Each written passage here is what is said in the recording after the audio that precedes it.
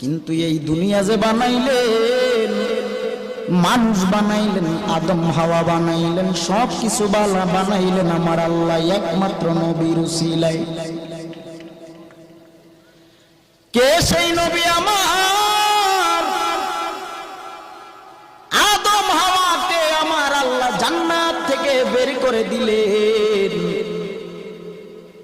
বের করে দেওয়ার পর 300 থেকে 350 বছর যাবত আদম হাওয়া কান্না করে আল্লাহর যত নাম আছে সব নাম নিয়ে কাঁদে। গফুরুর রহিম নাম তোমার আল্লাহ,